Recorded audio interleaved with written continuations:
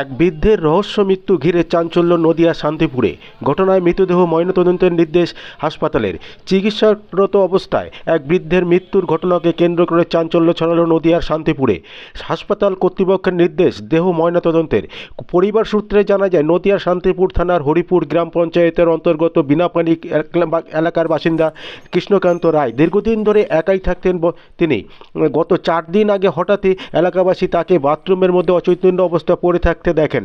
শান্তিপুর হাসপাতালে ভর্তি করে এবং গ্রাম পঞ্চায়েতের মেম্বার সহ সহযোগিতায় পরবর্তীতে তিনি শান্তিপুর হাসপাতালে চিকিৎসাধীন ছিলেন। এরপর তিনি গতকাল মৃত্যুবরণ করেন। বৃদ্ধের গায়ে একাধিক ফোসকা দেখা গিয়েছে। আসুন শুনে নেব মৃতের দিদি কি বলছেন। কি করে জানলেন কি হয়েছে, ভাইয়ের কিভাবে মারা গেল? শুনেন, আগে স্ট্রোক হয়েছিল অজ্ঞান পৌষ মাসে। ও আমি যাইতাম আসতাম, বাজার করতাম, খাওয়াইতাম, রান্তাম। আমরা 2-3 জন ফ্যামিলি তো তাই ওর কাছে রয়েছি। ওর ভালো সুস্থ হয়ে গেছে। এই সুস্থ হয়ে গেছে পরে আমি চলে আইসি পরে আমি আর শিগগির যাইনি। না যাওয়া খানিলি ও শুনলাম যে পাড়ার একজন বোনের বিয়ে দিয়েছে ওখানে, ও বোনের বাড়ি গেছে। আমি বললাম, এই ওটা বদমেশটা কেমন আছে? ভাই তো ওকে তো এরমভাবে বললাম, বদমেশটা কেমন আছে? তাকে না দিব্যি খাচ্ছে লাগছে, ভালো আছে। এই 3 দিন কি 4 দিনের ঘটনা আগে। হ্যাঁ, আচ্ছা ভালো কথা, তোর কাছে শুনলাম ভালো ঘটনা। তারপরের খবর আমি কিছু জানি না। আমি শান্তিপুরে রয়েছি। কি মনে হয় কিভাবে মারা গেল? আমি কি মনে হয় আমি কিছু এই আপনার ভাইয়ের গায়ে ফোসকা টোসকা পড়েছে? শোনেন, আমি কিছু জানি না, দেখি নাই। আমারে ঘরে ভর্তি করে দিয়া আমারে বলেছে যে একজনের দিয়ে খবর দেওয়া হয়েছে যে ওর অবস্থা ভালো না, স্ট্রোক হয়ে গেছে। স্ট্রোক হইতে পারে না, 3-4 দিন আমি শুনলাম আগে ভালো আছে, স্ট্রোক হয় কেন? আবার শুনি হাই গিয়ে মুইতে কারা কারা বলতেছে পায়খানা ঠাখানা করে গুটু দিয়ে সরাইয়ে মরাইয়ে পায়খানার মধ্যে পড়ে আছে। কেউ ধোয়াইছে কি করছে না। উনি কি নিজে নিজে ওষুধ কিনে খেত? শোনেন, রে অনেক দিনের আগের কথা। ও ডাক্তার একটু পছন্দ কম করে, একটু মানে শিক্ষিত একটু আসছিল তো, ওই মানে নিজে ওষুধ টষুধ কিনা খাওয়াটা পছন্দ করতো, নিজেই করতো আর কি। হ্যাঁ, সেই জন্য যে গায়ের মধ্যে কি হয়েছে না হয়েছে সে ও ব্যাপারে কোনো কিছু না। আর ভালো মন্দের ব্যাপার আমি আর কিছু জানি না। আচ্ছা, এখন ডাক্তার কি বলেছে পোস্টমর্টম করতে?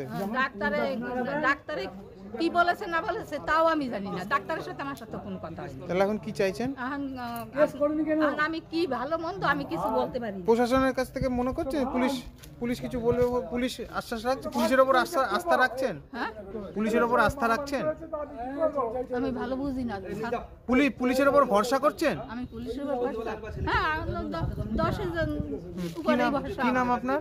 হ্যাঁ, আপনার নাম? আমার নাম উষারানী চক্রবর্তী। ভাইয়ের নাম? ভাই যে মারা গেছে তার নাম কি? ভুল হয়ে যায়, কৃষ্ণ। আচ্ছা, আপনার ভাই হয়? হ্যাঁ। আপনার নাম কি বললেন? আমার নাম উষারানী চক্রবর্তী। বাড়ি কোথায়? আমার বাড়ি ফুলিয়া, থাকি শান্তিপুরে। আর এই ভাই অসুস্থ ছিল এই সময়, ভাইয়ের ধারেই ছিলাম কিছুদিন। অনেক দিনের কথা, অনেক দিনই ওর কাছে নাই আমি। শুনে নেব এলাকার মেম্বার কি বলছেন। মানে উনি আগে অসুস্থ ছিল, আগেও 2-1 বার স্ট্রোক হয়েছে ওনার আগে। তখনও উনি ঠিকভাবে ডাক্তার দেখায়নি, বলে প্রায় 1-1.5 মাস 2 মাস অসুস্থ হয়ে পড়েছিল। ঠিক আছে, যাক যেভাবে হোক ওখানে সেভাবে মানে হসপিটালে ডাক্তার দিকে কিছুটা সুস্থ করার পরে উনি মোটামুটি সুস্থ মতো ছিল। উনি আর তারপরে ডাক্তার দেখাতো না। এবার হট করে আমরা সেই দিন মানে তারপরে দেখি অসুস্থ হচ্ছে আস্তে আস্তে।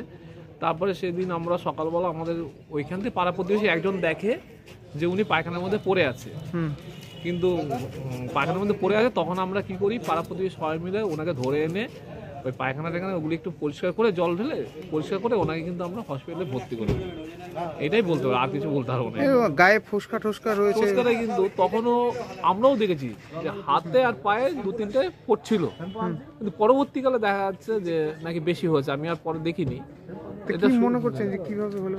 এবার উনি তো নিজে মানে বই দেখে, ডাক্তারি বই দেখে ইনজেকশন করাতো অন্য ডাক্তারকে দিয়ে। উনি ওষুধও কিন্তু এটুকু আমার জানা আছে, মানে নিজেই ডাক্তারি করতো। এটা কিন্তু আমি কিন্তু এভাবে তো করা যায় না শরীরের পক্ষে। না, এটা ওনাকে বুঝিয়েছে। উনি কিন্তু একটা কথা বলতো যে আমাকে উনি ডাক্তারখানা যেতে যেত না। মানে একটু বলতে গেলে কি উনি একটু কিপটে টাইপের লোক ছিল। মানে পেশায় কি হতো? উনি পুজো অর্চনাই করতো। বাড়িতে কে কে থাকতো? উনি একাই থাকতো। আর ওনার যে কেউ নেই। দিদি তিনি কি বলছেন? উনি শান্তিপুরে থাকে, ওনার দিদি, যার দিদি মানে অসুস্থ হওয়ার পর একবার ওখান থেকে চলে আসার পরে ওনার সঙ্গে মানে দিদির সঙ্গে ওনার ভালো সম্পর্ক ছিল। ঠিক আছে? তাহলে এখন পোস্টমর্টম করতে বলেছে ডাক্তার। হ্যাঁ, ডাক্তার এখন পোস্টমর্টম করতে বলেছে তো আমরা পোস্টমর্টম করাচ্ছি, দেখি কি হয়। ঠিক আছে, আমরাও চাই।